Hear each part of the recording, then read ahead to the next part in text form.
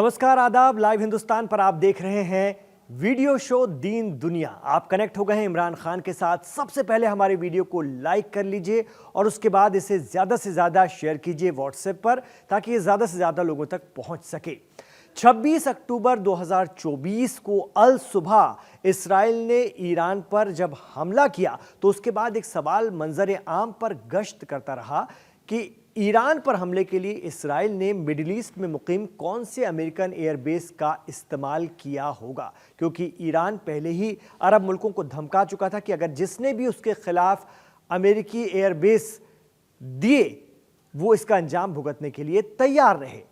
Iran का शक Saudi अरब पर गया, कतर पर गया, बहरीन पर भी गया, लेकिन बाद में इराक ने खुद ही तस्लीम किया कि अमेरिका ने बिना इजाजत के उसके एयरबेस का इस्तेमाल किया इसराइल की मदद करने के लिए।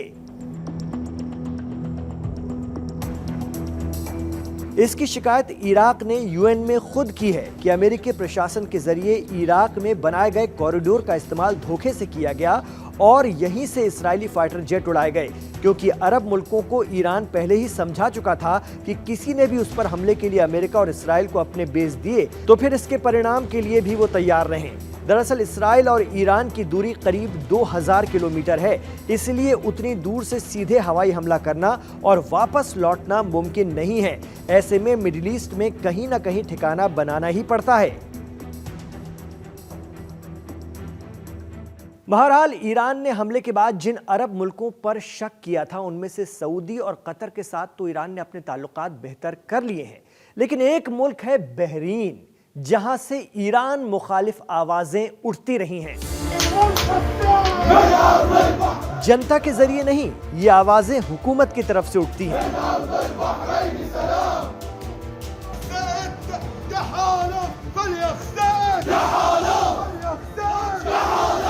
जी हां, बहरीन।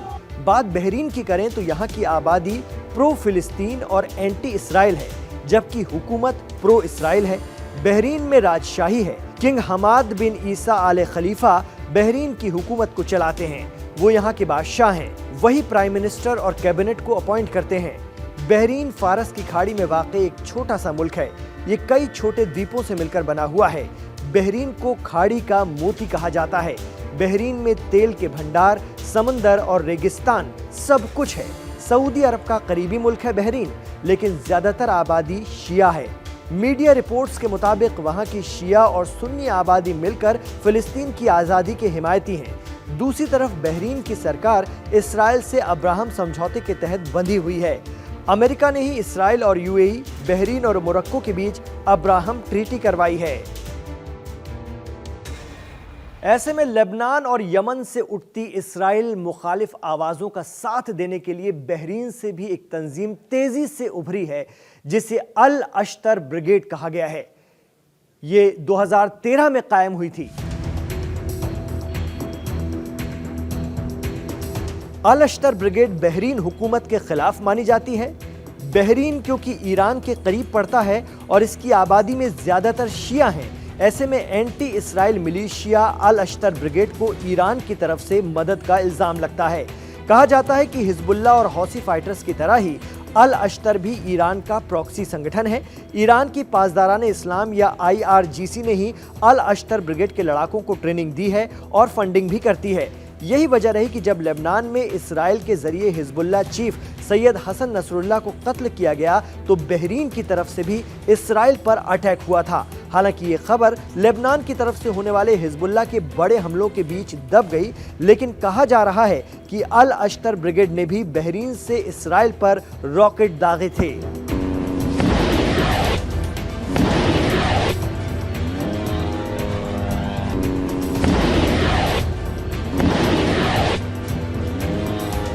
ईरान की सीधी धमकी के बाद बहरीन, कतर, सऊदी अरब सहित दीगर अरब मुल्क अपनी धरती, अपनी जमीन ईरान पर किसी भी हमले के लिए इसराइल या अमेरिका को देने के लिए कन्नी पहले ही काट चुके हैं।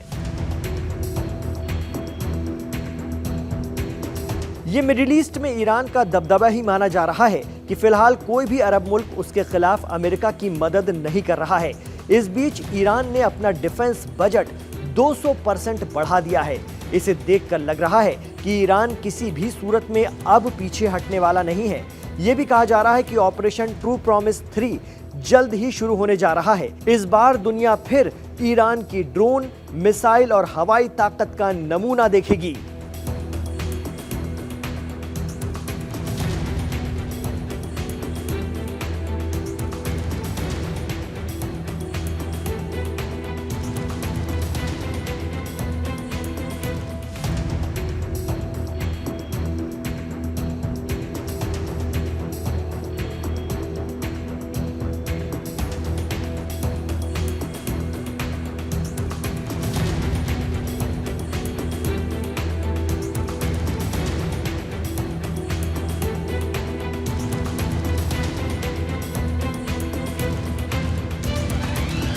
इस बीच एक ईरानी लेडी का वीडियो खूब वायरल हो रहा है। दरअसल वो इस्राएली हमले में शहीद ईरानी मेजर हमजे जहान की बीवी हैं। मेजर हमजे जहान की आखिरी रस्मात के बाद वो आवाम से मुखातिब हुई। उनका कहना है कि वो इस्लामिक रिपब्लिक की हिफाजत के लिए अपने छोटे छोटे बच्चों की शहादत देने से भी पीछे नहीं हटेंगी।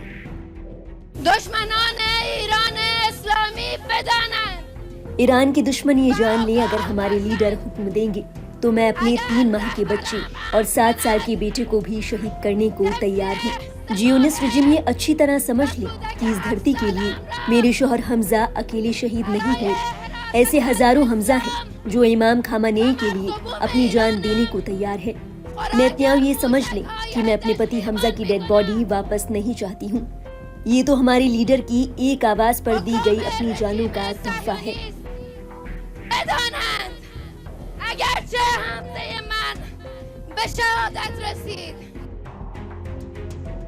इस तरह से अगर हम देखें तो लेबनान, यमन, सीरिया और बहरीन में ईरान के प्रॉक्सी काफी मजबूत हैं।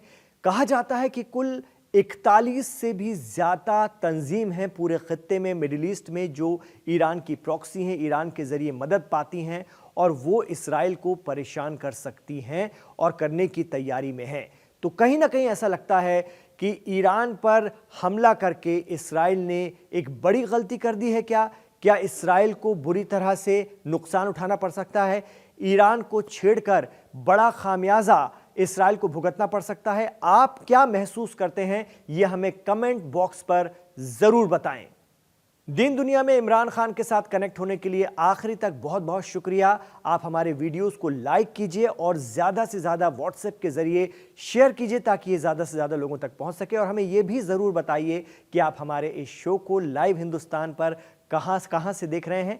हिंदुस्तान से देख रहे हैं, पाकिस्तान से देख रहे हैं, मिडिल ईस्ट से देख रहे हैं, बर्र-ए-सगीर के किस मुल्क से देख रहे हैं और मिडिल ईस्ट में आप कहाँ से देख रहे हैं, हमें ज़रूर बताइए। और इस वीडियो को देखने के बाद ज़्यादा से ज़्यादा शेयर कीजिए। फिलहाल दीजिए इजाजत और आप रहिए लाइव हिंदुस्तान के साथ।